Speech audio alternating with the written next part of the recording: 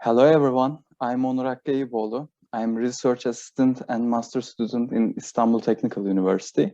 I'm here to present our research paper. First, I will briefly introduce the problem, then mention about the proposed methodology. Thereafter, optimally allocated distributed generation cases will be examined. After then, best distributed generation case results will be considered as wind turbines in order to include uncertainties. Finally, results and conclusions will be presented. As we all know, global warming has been increasingly becoming a vital issue. Encouraging the usage of renewable sources and decreasing power losses are fundamental options for fighting against it in power engineering area. Allocation of distributed generation has received much attention in the past decade due to its benefits. However, inappropriate placing and inefficient sizing of these assets have several critical consequences such as increased system operation costs. Therefore, appropriate placing and sizing of distributed generations is attracting considerable interest. Different than other studies in literature, a novel algorithm is proposed for more robust placing and sizing. Distributed generations are allocated up to 4 units. Different generation capacities are also included.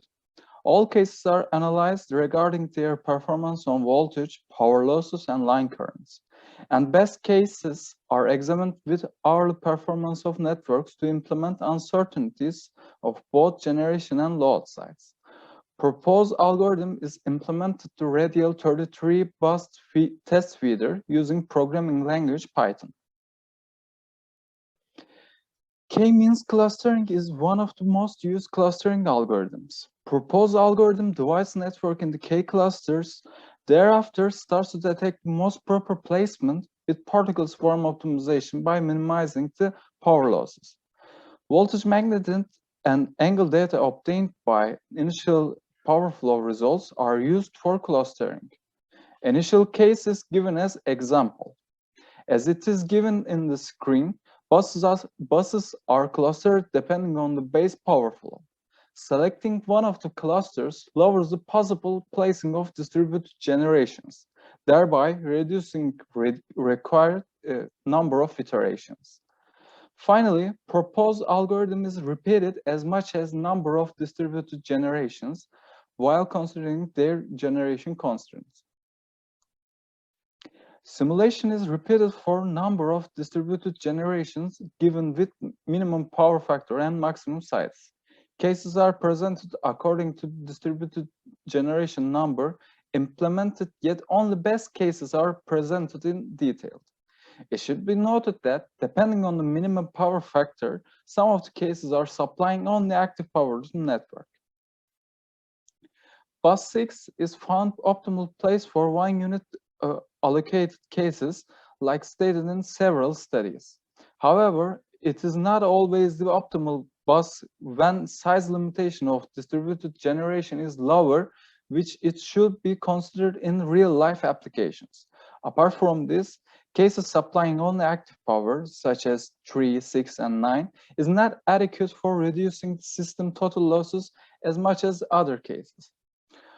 Therefore, it is obvious that network needs reactive power. Even though case objectives are close, case 7 is the best result. Location of distributed generation and voltage profile is shown in the screen. Result shows that voltage profile is much better when it's compared with base case. Bus magnitudes are between 0.96 and 1 per unit, and it directly affects line losses. Comparison of power loss and line current between base case and case 7 is shown. Figure shows that currents have reduced at beginning of the feeder lines between 1 and 5. Total power losses are reduced 69%, and current run from main grid has reduced 68%. When two distributed generation allocated cases are compared with previous one, it is obvious that performance has increased by reducing the losses for each case.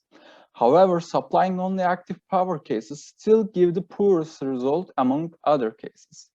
Thus, supplying reactive power is required for greater improvements in the network. When power generations are compared with case 7, even though total installed power is lesser, case 13 achieves better results. Therefore, it can be said that dividing installed power has providing greater beneficial. Case 13 is the best result up to now. Power flow results show that bus magnitudes are between 0.98 and 1.005 per unit. Maximum voltage is slightly higher than 1 per unit. However, it can be neglectable. Power loss and line currents have reduced effectively, not only beginning of the feeder, as previous case, but also at the end of the feeder. Total power losses are reduced 85% and current run from the main grid has reduced 59%, which is slightly lower than the previous case.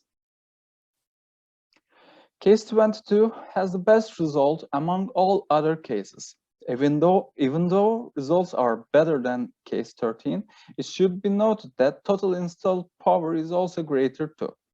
Additionally, when previous tables are compared, third unit is not quite beneficial as much as the second unit for instant power cases.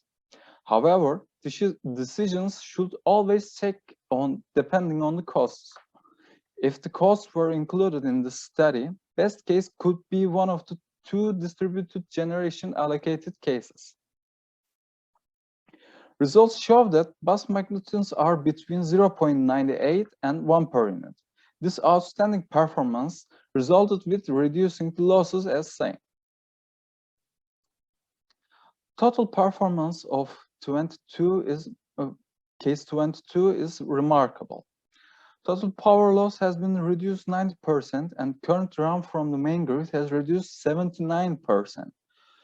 Fourth unit allocated cases were not better than this case. Therefore, they weren't added. Thus, it can be said that installing more unit is not beneficial for 33 bus feeder.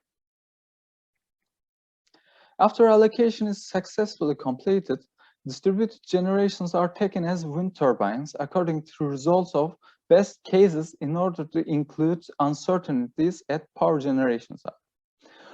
Probability density of wind speed, which is a variable distribution, is shown on the left side of the screen, and power outputs are shown on the right side of the screen.